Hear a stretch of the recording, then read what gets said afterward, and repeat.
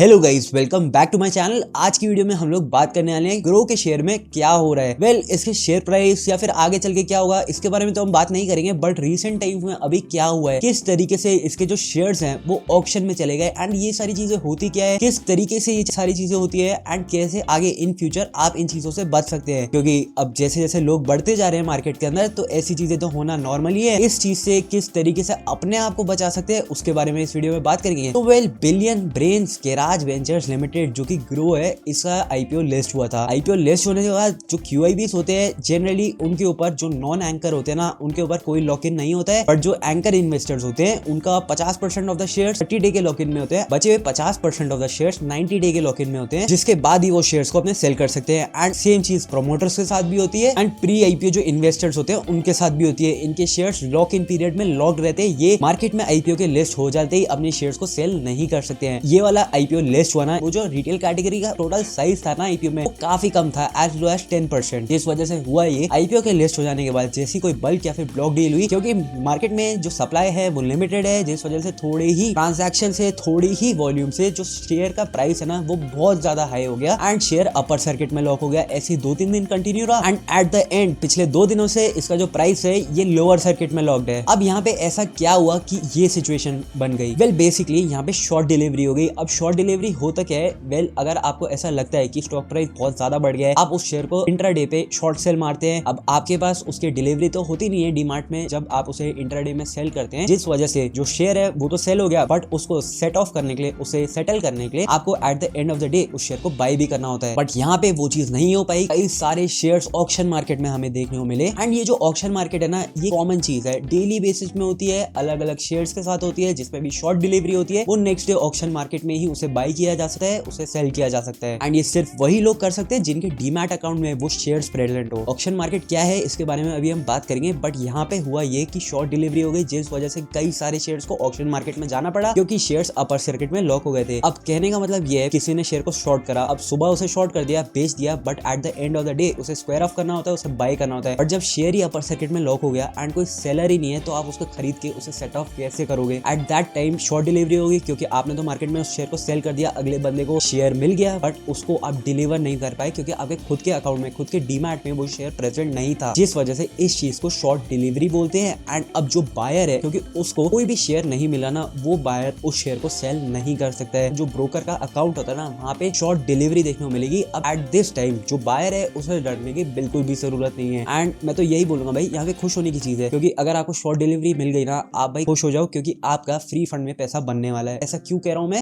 अगर आप एक सेलर हो एंड गलती से भी आपकी शॉर्ट डिलीवरी हो गई ना, आपको तो भाई बहुत नुकसान होने वाला है, as high as 25% of the traded value. कहने का मतलब ये है कि अगर कोई शेयर 100 रुपए में है, आपने उसे सपोज 100 रुपए पे शॉर्ट मार दिया, आपको लगा कि 95 पे जाएगा, बट वो शेयर बढ़ करके 105 पे पहुंच गया एंड 105 पे उसकी अपर सर्किट हो गई 5% का, सपोज वहां पे सर्किट लिमिट लगी है, तो उस टाइम पे आपने शॉर्ट तो कर दिया 100 रुपए में, बट आप उसको बाय नहीं कर पाए, उसको कवर नहीं कर पाए। And most of the time जब आप इंट्राडे MIS में शेयर को सेल करते हैं तो ब्रोकर ऑटोमेटिकली शेयर को सेल कर देता है, सेट ऑफ कर देता है, बट अगर कोई सेलर ही प्रेजेंट ना हो तो ब्रोकर भी ये चीज खुद से नहीं कर पाता है। अब होगा क्या? शेयर सेल करा, अगले बंदे ने, किसी ने बाय करा आपसे, उसको तो इसकी डिलीवरी चाहिए ही चाहिए, बट उसको आप डिलीवरी नहीं कर पाएंगे क्योंकि आपके डीमैट में तो शेयर है नहीं। नेक्स्ट डे ये शेयर जाएगा ऑक्शन मार्केट में। अब ऑक्शन मार्केट में होता है जिसके पास डीमैट में शेयर है, सपोज मेरे पास ये शेयर प्रेजेंट है, इस शेयर को मैं ऑक्शन मार्केट में सेल कर सकता हूँ। ये 2 बजे से 2:45 तक का शायद टाइम है। इस पे डेली NSE BSE में शॉर्ट सेलिंग वाले शेयर्स की, मतलब बेसिकली यहाँ पे ऑक्शन मार्केट चलती है, यहाँ पे आप अपने शेयर को सेल कर सकते हैं, बाय कर सकते हैं यहाँ से। एंड मेरे पास ये ऑप्शन होता है कि जैसे सपोज लास्ट डे में ये 100 रुपए पे शेयर ट्रेड करा था ना, तो मैं इसमें प्लस माइनस 20% का सर्किट लिमिट डाल सकता हूँ, यानी कि जैसे 100 रुपए है तो मैं 120 रुपए पे इसे ऑक्शन मार्केट में सेल कर सकता हूँ एंड आपको ना चाहते हुए भी 120 रुपए पे इस शेयर को बाय करना पड़ेगा, क्योंकि आपके पास कोई चॉइस नहीं है। And most of the time ये जो चीज होती है ये ब्रोकर ऑटोमेटिकली करता है। उसके साथ ही यहाँ पे आपको एक्सपेंसिव में, तो मतलब ज्यादा पैसे दे करके प्लस 20% पे आपको मोस्ट ऑफ द टाइम इस शेयर को बाय करना पड़ता है। उसके साथ ही यहाँ पे आपको ऑक्शन पेनल्टी भी लगती है एंड जो ऑक्शन की पेनल्टी होती है ना, ये आपके शॉर्ट सेल किए हुए प्राइस के ऊपर डिपेंड करता है। कहने का मतलब है, जिसमें आपको भी बताया, आपने 100 रुपए में शेयर को शॉर्ट करा, अब वो नेक्स्ट डे आपको 120 पे तो बाय करना ही पड़ेगा, ये ऑक्शन प्राइस पे आपको बाय करना पड़ेगा। अब जो ऑक्शन प्राइस एंड वो शॉर्ट सेल वाला प्राइस है ना, इसके बीच का जो डिफरेंस है, ये जो 20 रुपए है, ये into the number of shares, मतलब जितनी क्वांटिटी भी आपने ट्रेड करी होगी उसकी ये टोटल अमाउंट आएगा। सपोज आपने 100 शेयर करे, 20 रुपए का डिफरेंस है, 100 शेयर्स का आपने ट्रेड लिया था, तो 20 × 100 आपका 2000 रुपए हुआ। ये 2000 रुपए की आपको पेनल्टी देनी पड़ेगी। एंड सपोज ऑक्शन मार्केट में आप शेयर्स को बाय नहीं कर पाए ना, एट दैट टाइम ये जो पेनल्टी का अमाउंट है प्लस जो ये ट्रेडेड अमाउंट है ना, आपको ये पूरा अमाउंट आपका ब्रोकर ऑटोमेटिक आपके अकाउंट से काट लेगा। ये शेयर्स को बाय करा था ना, जिसको आपने बेसिकली शॉर्ट सेल किया था, तो वो जो बायर है ना, उसको शेयर्स तो आप दे नहीं पाए, तो उस बंदे के भी डीमैट पे शेयर तो जाएंगे नहीं। तो एट दैट टाइम अगर ऑक्शन मार्केट में भी आप शेयर को डिलीवर नहीं कर पाए, जो बायर है उस तक नहीं पहुंचा पाए, एट दैट टाइम ये जो पूरा अमाउंट है ना, जो ट्रेडेड वैल्यू है प्लस जो ये पेनल्टी का अमाउंट है, ये पूरा उसको मिलेगा एंड ये उसका गेन होता है। जो पेनल्टी का अमाउंट है वो डायरेक्टली बायर का गेन होता है। इसमें कुछ अमाउंट होता है जो कि इन्वेस्टर प्रोटेक्शन फंड में भी ऐसा करके जाता है, तो उसका जो पर्टिकुलर अमाउंट है वो तो आप गूगल कर सकते हैं। बट येस, ये एक बायर के लिए काफी बढ़िया चीज है, but at the same time ये शॉर्ट सेलर के लिए बहुत मुश्किल वाली, बहुत गलत चीज है, क्योंकि भाई आपका